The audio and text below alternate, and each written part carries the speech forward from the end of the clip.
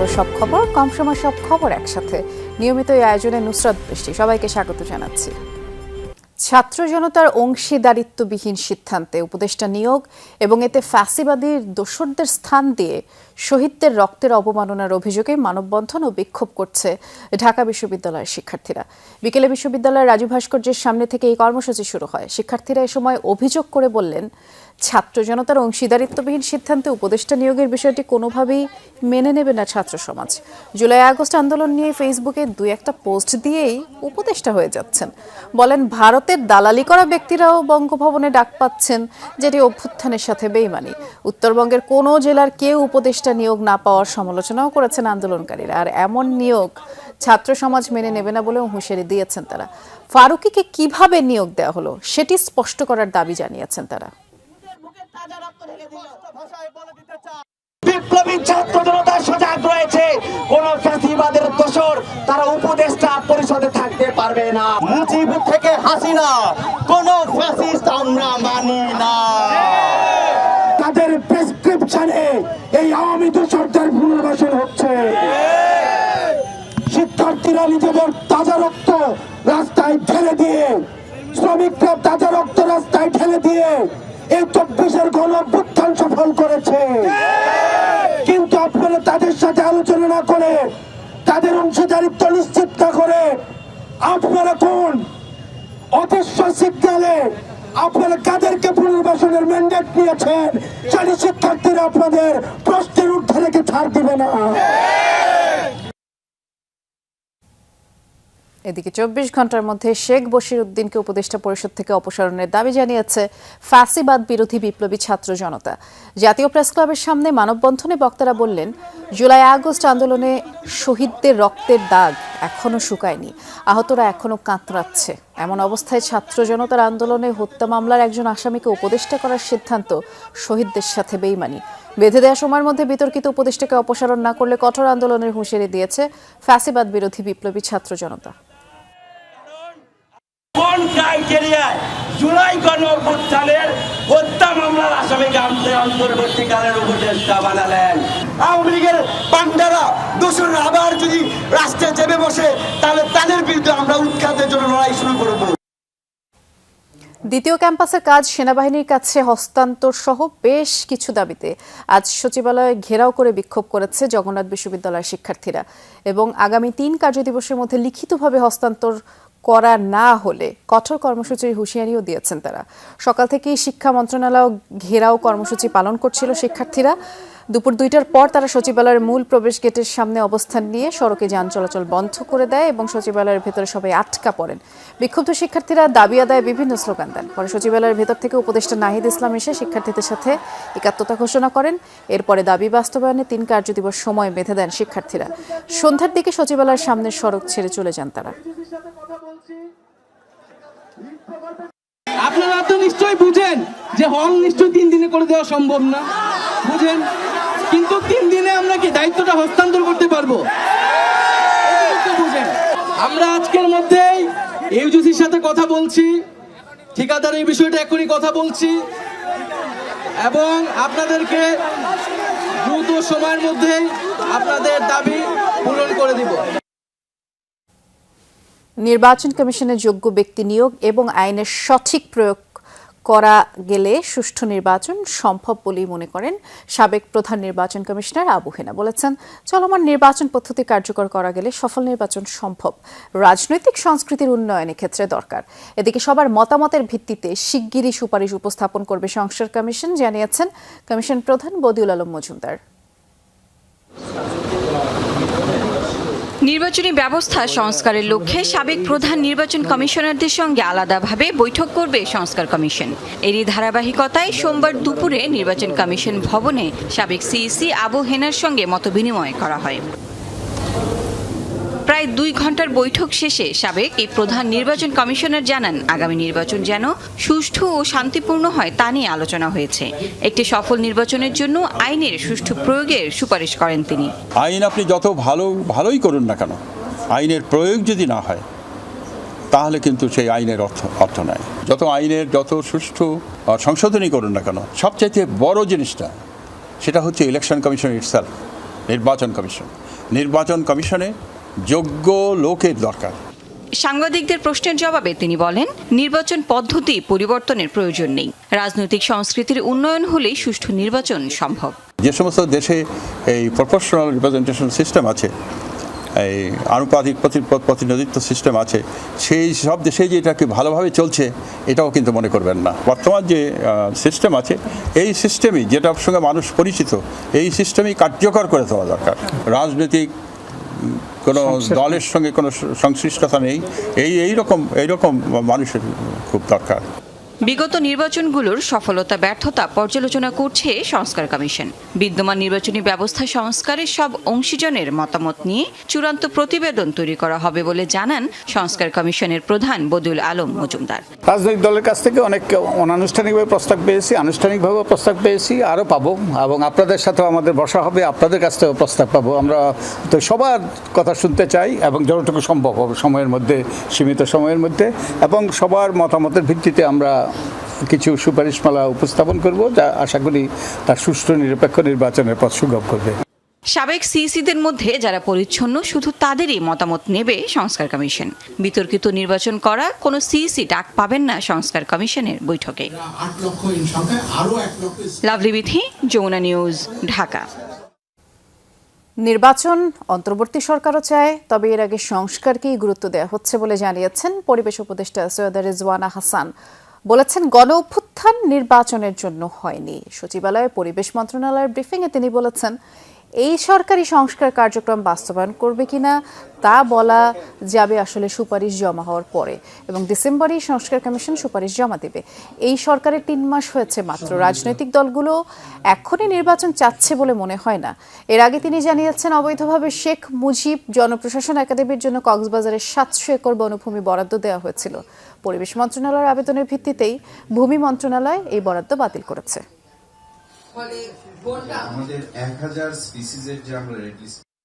নির্বাচন, জুলাই আগস্টের গণহত্যা, নিপীড়ন, অত্যাচারের বিচার, সংস্কার, এই 3টাকেই প্রাধান্য দিয়ে এগিয়ে যাচ্ছি এবং রাজনৈতিক দলগুলোর সাথে নিয়মিত মত বিনিময় করছি।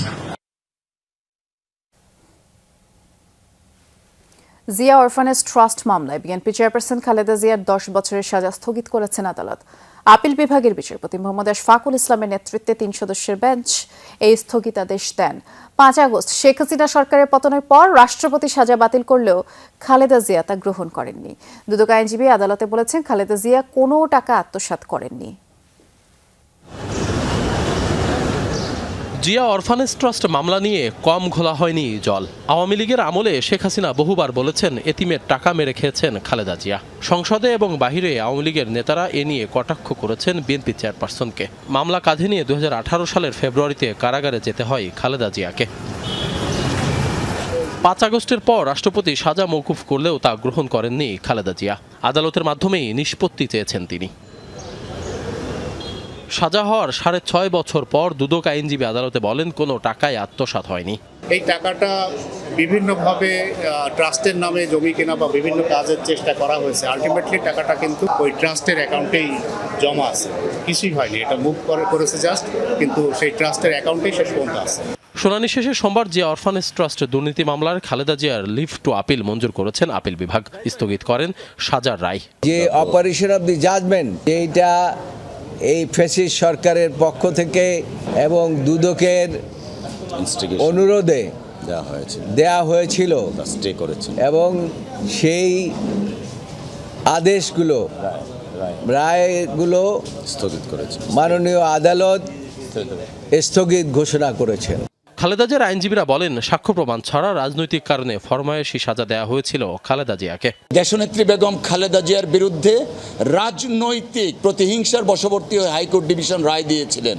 আদালতের এই স্থগিতাদেশের অর্থ হচ্ছে, তারা যতক্ষণ পর্যন্ত আপিল নিষ্পত্তি না হচ্ছে ততক্ষণ পর্যন্ত এই রায় এবং এই রায়ের কোনো রকম কার্যকারিতা তাদের প্রতি প্রযোজ্য হবে না। জিয়া চ্যারিটেবল ট্রাস্ট মামলায়ও খালাস চেয়ে সাবেক প্রধানমন্ত্রীর আপিল শুনানির প্রস্তুতি চলছে বলে জানিয়েছেন আইনজীবীরা। জিয়া অরফানেজ ও চ্যারিটেবল ট্রাস্ট মামলায় 17 বছরের কারাদণ্ড দেয়া হয় বেগম খালেদা জিয়াকে। আশিক মাহমুদ, যমুনা নিউজ, ঢাকা। শ্রমিক বিক্ষোভের জেরে 3 দিন ধরেই থমকে আছে গাজীপুর ময়মনসিংহ মহাসড়ক। বকেয়া বেতনের দাবিতে দফায় দফায় পোশাক শ্রমিকদের অবরোধের মুখে প্রায় 12 কিলোমিটার এলাকা জুড়ে যানজট দেখা দিয়েছে। ঠিক এই মুহূর্তে কি পরিস্থিতি তা জানবার চেষ্টা করছি। আমাদের সহকর্মী পলাশ প্রধান সেখানেই আছেন। পলাশ, এই মুহূর্তে এই যানজট এবং ভোগান্তি কি অবস্থায় রয়েছে জানাবেন। শ্রমিকরা কি এখনো বিক্ষোভ করছে?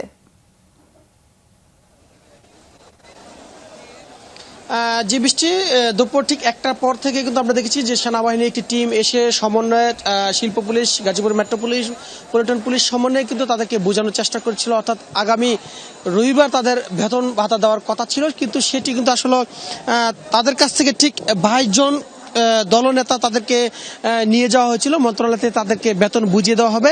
ঠিক এরপর 2টার পর থেকে ঠিক 1 ঘন্টা পর থেকে আবার ফের এই মহাসড়কে অবরোধ করে রেখেছে। অর্থাৎ তারা বলছে যতক্ষণ পর্যন্ত টাকা হাতে না পাবে ঠিক ততক্ষণ পর্যন্ত তারা এই আন্দোলন চালিয়ে যাবে। এতে করে কিন্তু আমরা যে বিষয়টি দেখছি যে পণ্যবাহী যে গাড়িগুলো রয়েছে এবং বিভিন্ন যে পরিবহনগুলো রয়েছে সেখানে কিন্তু যেখানে রয়েছে ঠিক সেখানে রয়েছে, অর্থাৎ কষ্ট হচ্ছে একটু লাঘব হবে সেই বিষয়টি কিন্তু আমরা কিন্তু দেখছি না। আমরা কিন্তু একাধিক পরিবহন এবং শিল্প কলকারখানার একাধিক মালিকের সাথে কিন্তু মুঠোফোনে কথা বলেছি, তারা কিন্তু ঠিক একই কথা বলছে যে ঠিক একটি গার্মেন্টসের জন্য গাজীপুরের ঠিক 5 থেকে 6 হাজার শিল্প কলকারখানার যারা মালিক রয়েছে তারা কিন্তু আসলে অতিষ্ঠ হয়ে পড়েছে। তাদের যে উৎপাদনের যে বিষয়গুলো সেগুলো ব্যাহত হচ্ছে, সঠিক সময় উৎপাদন করতে পারছে না বা সঠিক সময় তাদের যে আমদানি রপ্তানি সেটিও অনেক ব্যাঘাত ঘটছে। সবকিছু মিলে যদি বলি গাজীপুরের ঢাকা ময়মনসিংহ মহাসড়ক এবং পার্শ্ববর্তী যে সড়কগুলি রয়েছে সেখানে কিন্তু আসলে বিকল অবস্থা রয়েছে, কোনো পরিবহন কিন্তু আসলে কোথাও যেতে পারছে না, যে কারণে কিন্তু অতিষ্ঠ হয়ে গেছে প্রত্যেকটি সেক্টরের মানুষ। সবকিছু মিলে যদি বলি যে কখন নাগাদ আসলে এটি সমাধান হবে, ঢাকা ময়মনসিংহ মহাসড়ক যান চলাচল স্বাভাবিক হবে সেটি কিন্তু আসলে কিন্তু বলা যাচ্ছে না। বৃষ্টি, সেটি দেখছিলাম। ধন্যবাদ জানাচ্ছি আপনাকে পলাশ। জলবায়ু সম্মেলন COP29-এ যোগ দিতে আজারবাইজানের রাজধানী বাকুর উদ্দেশ্যে ঢাকা ছেড়েছেন অন্তর্বর্তীকালীন সরকারের প্রধান উপদেষ্টা ডক্টর মোহাম্মদ ইউনূস। এর আগে হযরত শাহজালাল আন্তর্জাতিক বিমানবন্দরে অভিবাসী শ্রমিকদের জন্য একটি বিশেষ লাউঞ্জ উদ্বোধন করেন তিনি। আশা প্রকাশ করেন এই লাউঞ্জ প্রবাসীদের ভ্রমণকে আরও সহজ করবে। হযরত শাহজালাল আন্তর্জাতিক বিমানবন্দরে এটি প্রথম প্রবাসী লাউঞ্জ। এখানে বাংলাদেশি অভিবাসী শ্রমিকদের বিশ্রামের জন্য জায়গা এবং সুলভ মূল্যে খাবার পাওয়া যাবে। সুলভ মূল্যে খাবার পরিবেশনের জন্য এতে ভর্তুকি দেবে সরকার। সোমবার সকালে প্রধান উপদেষ্টা ডক্টর মোহাম্মদ ইউনূস এই বিশেষ লাউঞ্জ উদ্বোধন করেন। উদ্বোধনী আনুষ্ঠানিকতায় বক্তব্যে প্রধান উপদেষ্টা দাবি করেন দায়িত্ব নেওয়া 3 মাসের মধ্যে বিমানবন্দরে ইতিবাচক পরিবর্তন আনতে সক্ষম হয়েছে।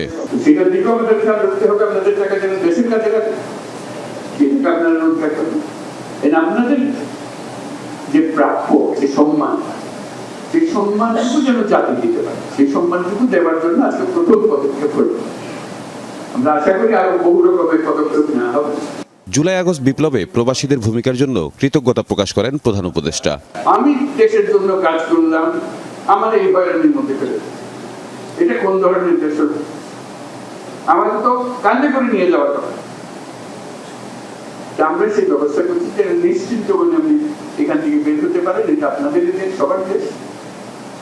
এই সম্মানটুকু আপনি দেশের জন্য যে খাটাখাটিটা করেন দেশ আপনাদের প্রতি তার জন্য কৃতজ্ঞ। অনুষ্ঠানে আইন ও প্রবাসী কল্যাণ উপদেষ্টা আসিফ নজরুল এবং আন্তর্জাতিক অভিবাসন সংস্থা IOM এর ঊর্ধ্বতন কর্মকর্তারা উপস্থিত ছিলেন। আপনারা যেন ফিল করেন যে আপনারা বাংলাদেশে অত্যন্ত সম্মানিত একজন মানুষ। প্রবাসী লাউঞ্জ উদ্বোধন শেষে জলবায়ু সম্মেলন COP29-এ যোগ দিতে আজারবাইজানের উদ্দেশ্যে ঢাকা ছাড়েন প্রধান উপদেষ্টা। আগামী 14 নভেম্বর পর্যন্ত আজারবাইজানের রাষ্ট্রীয় সফরে থাকবেন তিনি। সম্মেলনে জলবায়ু পরিবর্তনে বাংলাদেশের ক্ষতি তুলে ধরার পাশাপাশি জলবায়ু তহবিলে ক্ষতিপূরণ আদায়ের চেষ্টা করবেন। তাহিদ মিথুন, যমুনা নিউজ, ঢাকা। আগামী সপ্তাহের মধ্যে 40টি নবায়নযোগ্য বিদ্যুৎ প্রকল্প উদ্বোধন করতে যাচ্ছে সরকার, যেগুলো সর্বমোট উৎপাদন ক্ষমতা হবে 1000 মেগাওয়াট। এই তথ্য দিয়েছেন বিদ্যুৎ, জ্বালানি ও খনিজ সম্পদ মন্ত্রণালয়ের উপদেষ্টা মোহাম্মদ ফাজল কবির খান। সকালে একটি হোটেলে ইনফ্রাস্ট্রাকচার ডেভেলপমেন্ট কোম্পানি লিমিটেড আয়োজিত ছাদে সোলার সিস্টেম ইনস্টলেশন কর্মশালায় জ্বালানি উপদেষ্টা কথা বলেছেন। এই কর্মশালায় Bangladesh knitwear manufacturers and exporters association BKME এর সভাপতি শিল্প কারখানায় বিদ্যুৎ ঘাটতি কমাতে সহায়ক প্রযুক্তির জন্য যন্ত্রপাতি আমদানিতে শুল্ক প্রত্যাহারের দাবি জানিয়েছেন। আর জ্বালানি উপদেষ্টা জানিয়েছেন সৌরবিদ্যুৎ সহজলভ্য করতে কাজ করছে সরকার।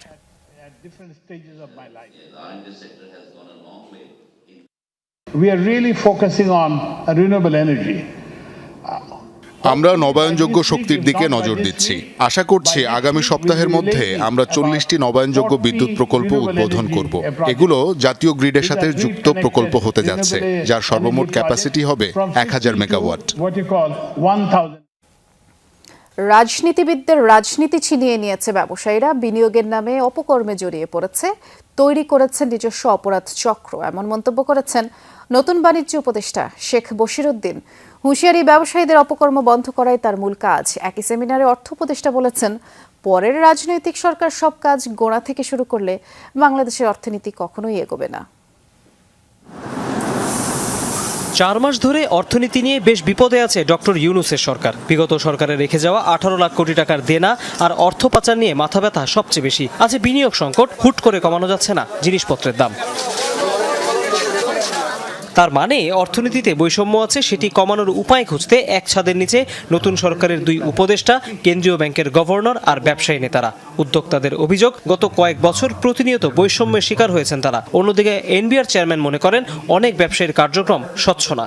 ক্ষমতার জন্য জবাবদিহিটা আপনার করতে হবে, এবং সেই জবাবদিহি হচ্ছে দায়িত্বটা সঠিকভাবে পালন হচ্ছে না। সদিচ্ছার ঘাটতি নিয়ে কোনো কথা নেই, কিন্তু কার্যকৌশল কিভাবে আপনি যে দায়িত্ব পেয়েছেন সেগুলো পূরণ করতে পারবেন, সেভাবে আপনাকে এগিয়ে আসতে হবে। $300 জন্য পারলে আমাদেরকেও বিদেশে পাঠায় দিয়ে দেশের সরকার। তো আমরা চাই যে আমরা আমাদের দেশে বিনিয়োগ করে আমাদের দেশে কর্মসংস্থান করি, কিন্তু সমস্যা যে বিনিয়োগ যদি না হয় তাহলে কর্মসংস্থানটা কীভাবে? স্বর্ণ আমদানির বিষয়ে যদি আমাকে আমার কোনো সাধারণ নাগরিককে প্রশ্ন করে, আমাকে তো কোনো জবাব নেই, কারণ আমার রেকর্ড বলছে স্বর্ণ আমদানির পরিমাণ খুবই কম, অথচ আমার জুয়েলারি সবগুলোতে টনকে টন স্বর্ণ। তাহলে কিভাবে এটা আসবে? এ সময় বাংলাদেশ ব্যাংকের গভর্নর বলেন, মাত্র 4 মাসে মূল্যস্ফীতি নিয়ন্ত্রণ করে বিনিয়োগ বাড়ানো সম্ভব না, তবে পাচার হওয়া অর্থ ফেরত আনতে কাজ চলছে যুক্তরাষ্ট্রের সাথে। ইউএস ট্রেজারি রিপ্রেজেন্টেটিভরা আসছেন, ইউএস জাস্টিস ডিপার্টমেন্টের লোকরা আসছেন সেপারেটলি, ব্রিটিশ গভর্নমেন্ট থেকে আইএসসিসিসি তারা আসতেছেন, ওয়ার্ল্ড ব্যাংকের থেকে স্টার গ্রুপ যারা অ্যাসেট রিকভারি নিয়ে কাজ করেন তারা আসতেছেন।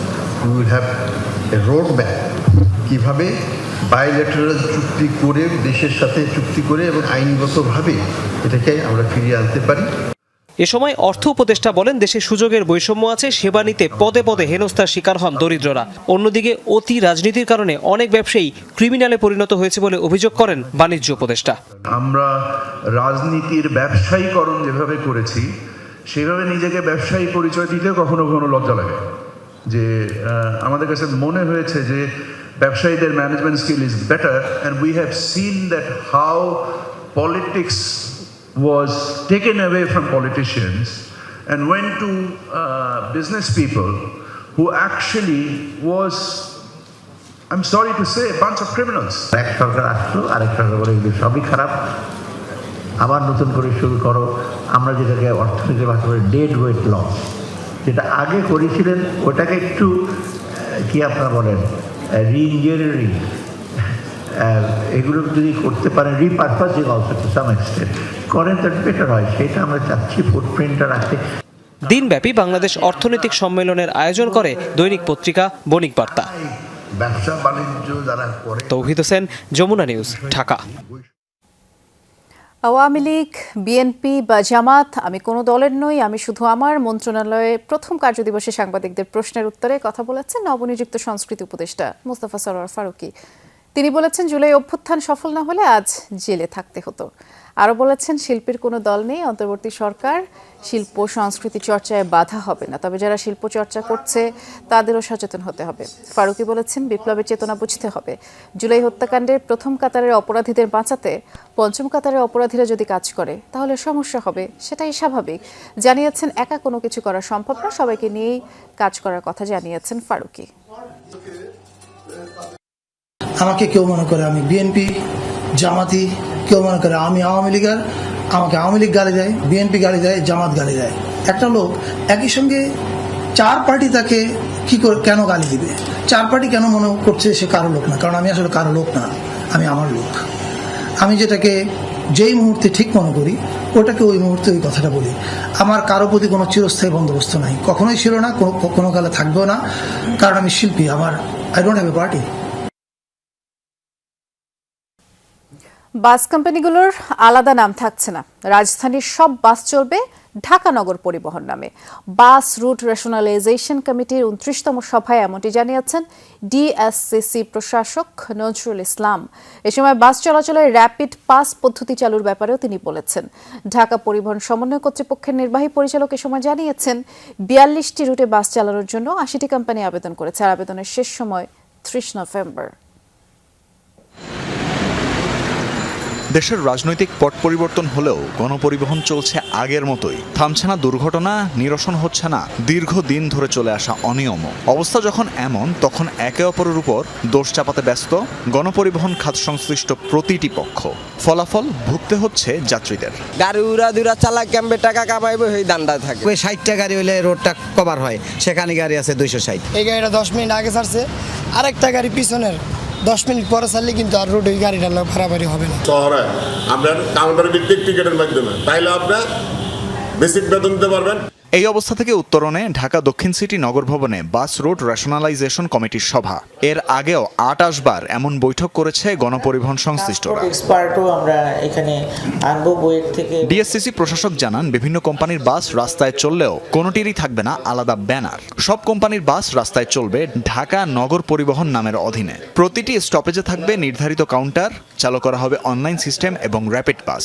এতে বাস চালকদের মধ্যে প্রতিযোগিতা কমবে বলে দাবি করেন ডিএসসিসি প্রশাসক। নগর পরিবহন বাট মালিকানায় থাকবে কোম্পানি এবং তাদের নির্দিষ্ট রুট থাকবে এবং আমরা র্যাপিড পাস সিস্টেমে এবং পেমেন্ট সিস্টেমে, অনলাইন সিস্টেমে চলে যাব, ইলেকট্রনিক সিস্টেমে, যাতে এখানে খুব বেশি প্রতিযোগিতার এবং ড্রাইভারদের মধ্যে, হেল্পারদের মধ্যে ওই সমস্যাগুলো না হয়। একই কোম্পানির কালেকশন একটা কোম্পানির নামেই হবে, মানে রিসিটও এক কোম্পানির নামেই হবে। ঢাকা পরিবহন সমন্বয় কর্তৃপক্ষের নির্বাহী পরিচালক নীলিমা আক্তার জানান, 42টি রুটে বাস চালানোর জন্য এখন পর্যন্ত 80টি কোম্পানি আবেদন করেছে। আবেদন করা যাবে 30 নভেম্বর পর্যন্ত। ছোট একটা কমিটি করব, যেখান থেকে একটা টিওআর থাকবে যে কি পদ্ধতিতে কিভাবে আমরা বাসগুলি অপারেট হবে। 30 নভেম্বর পর্যন্ত আবেদন করতে পারবে, তারপরে আমরা আবেদনগুলো নিয়ে বসবো আর কি। আগামী 11 ডিসেম্বর পরবর্তী সভায় চূড়ান্ত সিদ্ধান্ত আসতে পারে বলেও জানান প্রশাসক নজরুল ইসলাম। সেই সভায় আমরা সিদ্ধান্ত সমূহ চূড়ান্ত করে আমরা কার্যকরী ব্যবস্থা নেব। আগে বহুবার এমন সভা হলেও জনবান্ধব গণপরিবহন ব্যবস্থা নিশ্চিতে ফলপ্রসূ উদ্যোগ নেওয়া কখনোই সম্ভব হয়নি। দেশের সর্বত্র সংস্কার চলমান, কিন্তু কিছুতেই শৃঙ্খলা আনা যাচ্ছে না গণপরিবহনের ব্যবস্থায়।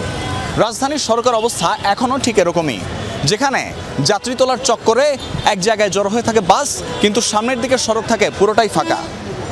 আর এই অচল অবস্থা কাটাতে এবার কাজ করে চলছে পরিবহন সমন্বয় কর্তৃপক্ষ ও সিটি কর্পোরেশন, এবং তাদের আশা সংশ্লিষ্ট প্রতিটি পক্ষ মিলে কাজ করলে অবসান হবে এই গণপরিবহন সমস্যার। তানফির মৌসুম, যমুনা নিউজ, ঢাকা। মার্কিন প্রেসিডেন্ট ও সিনেট নির্বাচনে বাজিমাতের পর নিম্নকক্ষ হাউস অব রিপ্রেজেন্টেটিভের ভোটাভুটিতেও জয়ের দ্বারপ্রান্তে ডোনাল্ড ট্রাম্পের নেতৃত্বাধীন রিপাবলিকান পার্টি। সবশেষ ফলাফল অনুযায়ী লাল শিবির 214টি আসন পেয়েছে, আর মাত্র 4টি আসন পেলেই পার্লামেন্টে নিম্নকক্ষীয় একক সংখ্যাগরিষ্ঠতা পাবে রিপাবলিকান পার্টি। অন্যদিকে প্রতিদ্বন্দ্বী ডেমোক্র্যাট পার্টি 205টি আসন পেয়েছে, এখনও 19টি ঝুলে আছে। আসনের ফলাফল এখনও 19টির পাওয়া বাকি, আর এ পর্যন্ত গণনা শেষ হয়নি অ্যারিজোনা, মেইন ও আলাস্কা অঙ্গরাজ্যের ভোট। হাউস অব রিপ্রেজেন্টেটিভে একক সংখ্যাগরিষ্ঠতা পেতে হলে কোনো দলকে ন্যূনতম 218টি আসনেই জয়ী হতে হয়। এদিকে উচ্চকক্ষ সিনেটে 100টি আসনের মধ্যে 52টিতেই জয়লাভ করে একক সংখ্যাগরিষ্ঠতা পেয়েছে ট্রাম্পের দল।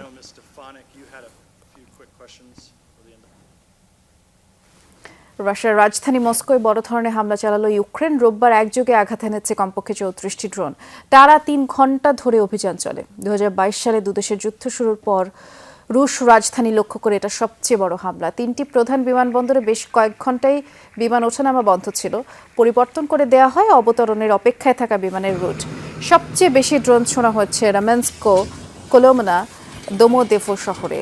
রামেনস্কো 4টি ভবনে আগুন ধরে যায়। গত সেপ্টেম্বরেও এই অঞ্চলটি হামলার শিকার হয়েছিল। আর 6 অঞ্চলে অন্তত 84টি ড্রোন ভূপাতিতের দাবি করেছে মস্কো। ইউক্রেনেও বড় ধরনের হামলা হয়েছে। যুক্তরাষ্ট্র সফরে তোপের মুখে পড়লেন ইসরায়েলের প্রেসিডেন্ট আইজাক হারজগ। নিউ ইয়র্কে হারজগের হোটেলের সামনেই ব্যাপক বিক্ষোভ করে ফিলিস্তিনপন্থীরা। কেফায়া পরে ফিলিস্তিনের পতাকা হাতে তারা মিছিল করে, ক্ষোভ জানায় গাজায় ইসরায়েলি আগ্রাসনের বিরুদ্ধে। মুহূর্তেই এই বিক্ষোভের ভিডিও অনলাইনে ছড়িয়ে পড়ে। উত্তর আমেরিকা ইহুদি ফেডারেশনের বার্ষিক সাধারণ সম্মেলনে যোগ দিতেই রোববার নিউ ইয়র্কে যান আইজাক। মঙ্গলবার মার্কিন প্রেসিডেন্ট জো বাইডেনের সাথে তার সাক্ষাতের কথা রয়েছে।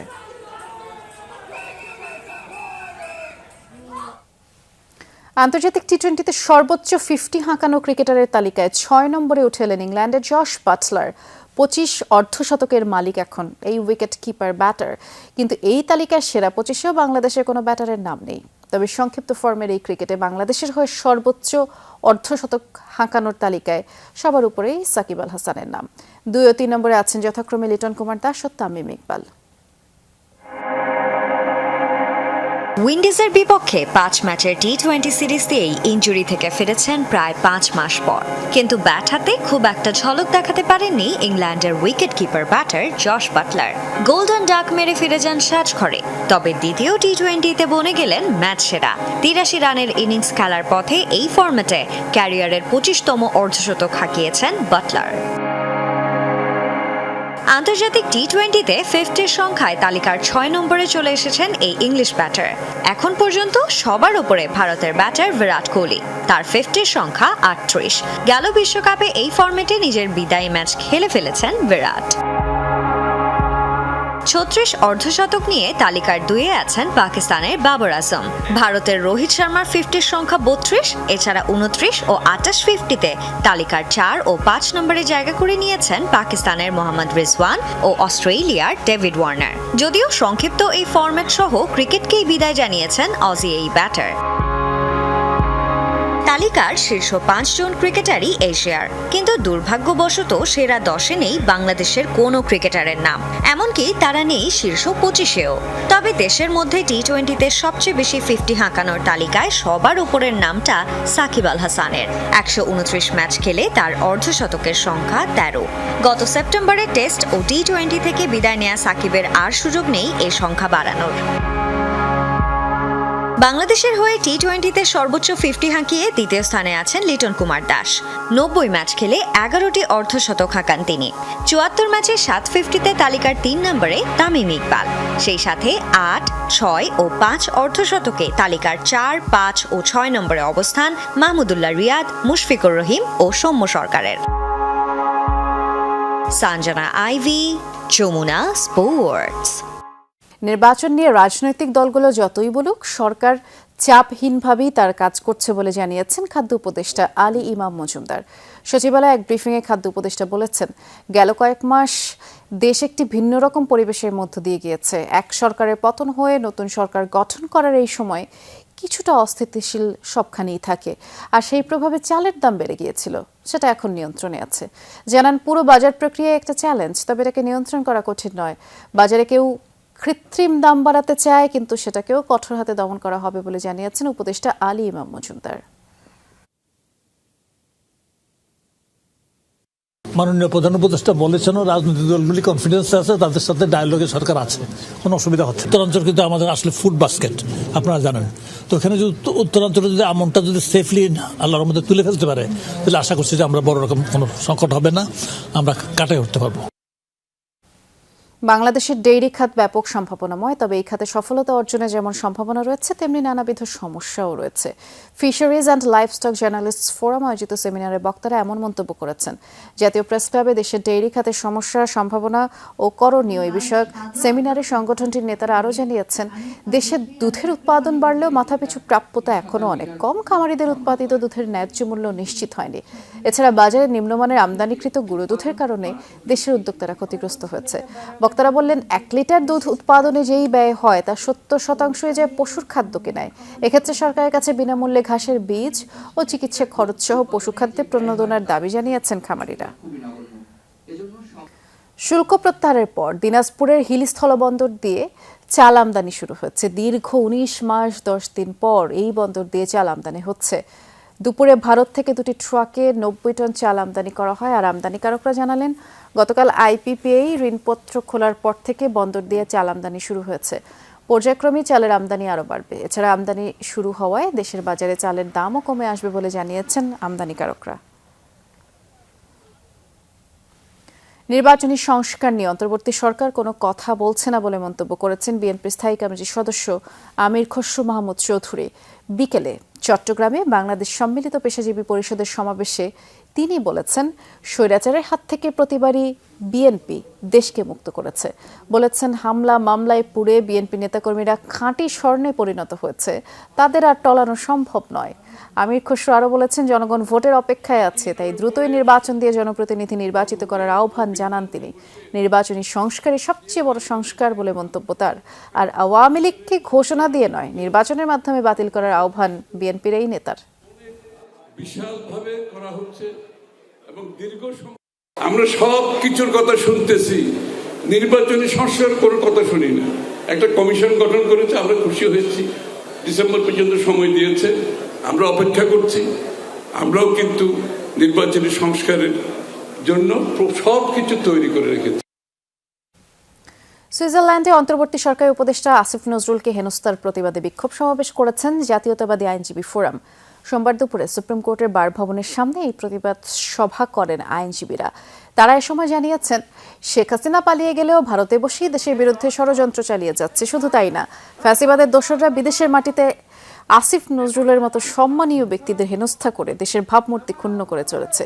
এর তীব্র নিন্দা জানান বক্তারা। বলেন, যারা এখনও দেশকে অস্থিতিশীল করার চেষ্টা করছেন তারা পালানোর পথ পাবেন না। বিভিন্নভাবে যারা উস্কানি দিয়ে দেশে অরাজকতা সৃষ্টির চেষ্টা করছে তাদেরকে সামাজিক ও রাজনৈতিকভাবে বয়কটের ডাক দিয়েছেন আইনজীবীরা। এই ধরনের হামলা কোনো দেশে যদি কোনো উপদেষ্টার উপরে করা হয়, তাদের বিচার বাংলার মাটিতে হবে, আন্তর্জাতিকভাবে তাদের। আমাদের গ্রামে একটা কথা বলে, ঢেকি স্বর্গে গেলেও নাকি বাড়া বাঁধে। তার প্রমাণ দেখিয়েছে সুইজারল্যান্ডের আওয়ামী লীগের নেতারা। ওই প্রেতাত্মা এবং তাদের দোষরদেরকে যে কোনো পর্যায়ে তাদেরকে অবশ্যই আমাদেরকে বয়কট করতে হবে। গাজায় ইসরায়েলের আগ্রাসনী অভিযান চলছে। জাবালিয়া সহ উত্তরাঞ্চলের বিভিন্ন এলাকায় রাতভর বিমান হামলা চলে। রোববার প্রায় অর্ধশত মানুষের মৃত্যু হয় বলে গাজার স্বাস্থ্য বিভাগ জানিয়েছে। এর মধ্যে শুধুমাত্র জাবালিয়াতে 36 জনের মৃত্যু হয়, যার মাঝে 13 জন শিশু। বোমা ছোড়া হয়েছে সাবরা এলাকাতেও, অন্তত 5 জনের মৃত্যু হয় সেখানে। আর নুসেরাত শরণার্থী শিবিরেও হামলার ঘটনায় হতাহতের এই ঘটনা ঘটেছে। এখনও অনেকের মরদেহ নিখোঁজ। আবারও হামাস সদস্যদের আস্তানা লক্ষ্য করে হামলার দাবি করেছে তেল আবিব।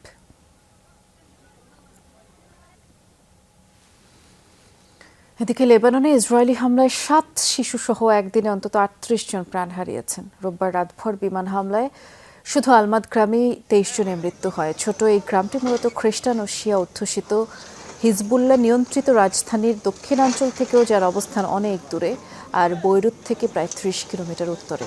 ভয়াবহ বিমান হামলায় ধ্বংসস্তূপের নিচে এখনও অনেকেই চাপা পড়ে আছেন, যাদের মরদেহের সন্ধানে উদ্ধারকর্মীরা কাজ করছেন। উত্তরাঞ্চলের পাশাপাশি দক্ষিণাঞ্চলেও তাণ্ডব চালিয়েছে ইসরায়েল। সিডন শহরেই অন্তত 3 জন মারা গেছেন। মৃত্যুর এই সংখ্যা আরও বাড়ার শঙ্কা করছে লেবাননের স্বাস্থ্য বিভাগ। আবারও ইসরায়েলের ড্রোন হামলা চালিয়েছে ইরাকের সশস্ত্র গোষ্ঠী ইসলামিক রেজিস্ট্যান্স। সোমবার ইহুদি ভূখণ্ডটির গুরুত্বপূর্ণ অবকাঠামো টার্গেট করে অন্তত 4টি ড্রোন হামলা করা হয়, যা আঘাত হানে দক্ষিণ ইসরায়েল থেকে শুরু করে উত্তর ইসরায়েলের বিভিন্ন স্থানে। সফলভাবে লক্ষ্যবস্তুতে আঘাত হেনেছে এই ড্রোনগুলো বলে দাবি ইসলামিক রেজিস্ট্যান্সের। ধারণা করা হচ্ছে হামলায় বেশ ক্ষয়ক্ষতি হয়েছে অঞ্চলগুলোতে। সোমবার স্থানীয় সময় রাতভর 2 ধাপে অভিযান চলে। গোষ্ঠীটির হুমকি, গাজায় নেতানিয়াহু বাহিনীর বর্বরতা না থামা পর্যন্ত এই অভিযান চলবে। কক্সবাজারে জনপ্রশাসন একাডেমি স্থাপনের জন্য 700 একর বনভূমির বন্দোবস্ত বাতিল করেছে অন্তর্বর্তী সরকার। পরিবেশ উপদেষ্টা সৈয়দা রেজওয়ানা হাসান বলেছেন, প্রশাসন একাডেমির জন্য যে পরিমাণের জমি দেওয়া হয়েছিল, সংসদের জন্য এত জমি বরাদ্দ নেই। সচিবালয়ে বাংলাদেশের উদ্ভিদের লাল তালিকা বইয়ের মোড়ক উন্মোচন অনুষ্ঠান শেষেই পরিবেশ উপদেষ্টা অভিযোগ করে বললেন, কক্সবাজারের ঝিলংজা ইউনিয়নকে পরিবেশগত সংকটাপন্ন এলাকায় ঘোষণা করা হয়েছে, আর সেখানকার বনভূমিতে অনেক বিরল প্রজাতির উদ্ভিদ গাছ রয়েছে। এসব বিবেচনা না করে অবৈধভাবে Bangabandhu Sheikh Mujib academy of public administration স্থাপনের জন্য ভূমি বন্দোবস্ত দেওয়া হয়েছিল। পরিবেশ মন্ত্রণালয়ের আবেদনের পর এটি বাতিল হওয়া পরিবেশের জন্য সুখবর। আর এই সময় তিনি আরও জানিয়েছেন, উদ্ভিদ সংরক্ষণে 1000 উদ্ভিদ প্রজাতির লাল তালিকা তৈরি করেছে মন্ত্রণালয়, যার মাধ্যমে সংকটাপন্ন আর বিপদগ্রস্ত উদ্ভিদ রক্ষায় উদ্যোগ নেবে সরকার। কি আমার দেশেও সংসদ ভবনও 700 একর জমির উপরে না, আন্তর্জাতিক বিমানবন্দরও 700 একর জমির উপরে না, তাহলে প্রশাসন ক্যাডারের একটা একাডেমির জন্য আমাকে 700 একর বন কেন স্যাক্রিফাইস করতে হবে? এবং যেখানে এখনও ঘন বন এবং বন্যপ্রাণী রয়েছে, এটা গত 10ই নভেম্বর ভূমি মন্ত্রণালয় থেকে এই বরাদ্দ বাতিল করে দেয়া হয়েছে এবং বলা হয়েছে যে যেহেতু এটা প্রোটেক্টেড ফরেস্ট, কাজে এই বরাদ্দ গ্রহণযোগ্য নয়। টাঙ্গাইলে হত্যা মামলায় সাবেক কৃষি ও খাদ্যমন্ত্রী ডক্টর আব্দুর রাজ্জাকের 15 দিনের রিমান্ড মঞ্জুর করেছেন আদালত। বিকেলে আদালতে নেওয়া হয় আব্দুর রাজ্জাককে। মধুপুরে গত 4 আগস্ট হামলার ঘটনায় একটি হত্যা চেষ্টা মামলা এবং মির্জাপুরে ইমন হত্যা ও টাঙ্গাইল সদরে মারুফ হত্যা মামলা শুনানি শেষে 3 মামলায় 15 দিনের রিমান্ড মঞ্জুর হয়। এর আগে সকাল থেকে আদালত প্রাঙ্গণে অবস্থান নেয় বৈষম্য বিরোধী ছাত্র আন্দোলনের শিক্ষার্থীরা। আব্দুর রাজ্জাককে আদালতে নেওয়া হলে ডিম ছুঁড়ে মারে বিক্ষুব্ধরা। এ সময় বিভিন্ন স্লোগানও দেয় তারা।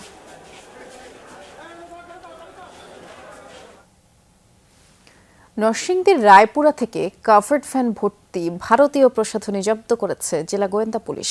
এ সময় চালক পালিয়ে গেলেও তার সহকারীকে আটক করা হয়েছে। গতরাতে উপজেলার নারায়ণপুরের ঢাকা সিলেট মহাসড়কে লালমিয়া ফিলিং স্টেশনের সামনে থেকে এসব ভারতীয় প্রসাধনী জব্দ করা হয়। দুপুরে সংবাদ সম্মেলন করে পুলিশ জানিয়েছে, গোপন সংবাদের ভিত্তিতে সিলেট থেকে ঢাকাগামী কাভার্ড ভ্যানটিকে আটক করা হয়। পুলিশের উপস্থিতি টের পেয়ে চালক পালিয়ে যায়। এ সময় তার সহকারীকে জিজ্ঞাসাবাদ করে এই বিষয়টি নিশ্চিত হয় পুলিশ। পরে কাভার্ড ভ্যান থেকে ভারতীয় শ্যাম্পু, সাবান, কসমেটিক্স এবং মেডিসিন উদ্ধার করা হয়।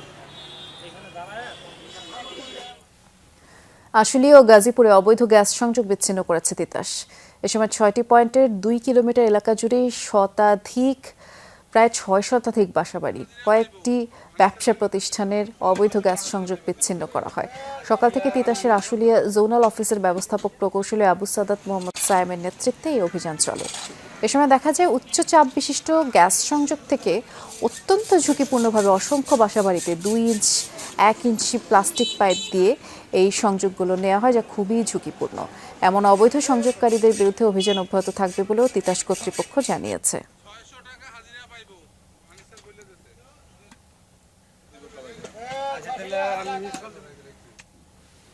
আর একদিকে মোংলা পৌরসভার মেরিন ড্রাইভ সড়কের দুপাশে অবৈধ স্থাপনা উচ্ছেদ শুরু করেছে প্রশাসন। সকালে বন্দর কর্তৃপক্ষের নির্বাহী ম্যাজিস্ট্রেট সঞ্জিত কুমার চন্দ্রের নেতৃত্বে মোংলা নদীর কোল ঘেঁষে মেরিন ড্রাইভ এলাকায় উচ্ছেদ অভিযান শুরু হয়। প্রথম দিনে বন্দরের প্রায় 10 একর জমিতেই দখলদারদের গড়ে তোলা 70টি আধা পাকা ও কাঁচা স্থাপনা গুঁড়িয়ে দেওয়া হয়। দীর্ঘদিন পর উচ্ছেদ অভিযান বিনা বাধায় বাস্তবায়ন হওয়ায় মোংলা পোর্ট পৌরবাসী বেশ খুশি। আর মোংলা বন্দরের জমি উন্মুক্ত রাখতে এবং সঠিক ব্যবহার নিশ্চিত করতে ভবিষ্যতে এ ধরনের অভিযান অব্যাহত থাকবে বলে সংশ্লিষ্টরা জানিয়েছেন।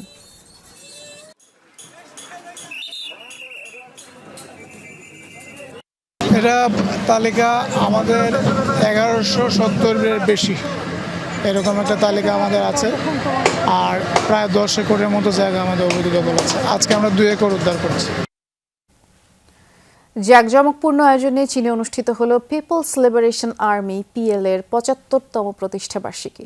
সোমবার এই উপলক্ষে মনোমুগ্ধকর পরিবেশনা প্রদর্শন করেছে বিমান বাহিনীর অ্যারোবেটিক টিম। আকাশপথে যুদ্ধের নানা কলা কৌশল প্রদর্শন করে 6টি ফাইটার জেট, যেগুলো 2009 থেকেই PL এর আন্ডারে PL এর ভান্ডারে যুক্ত রয়েছে।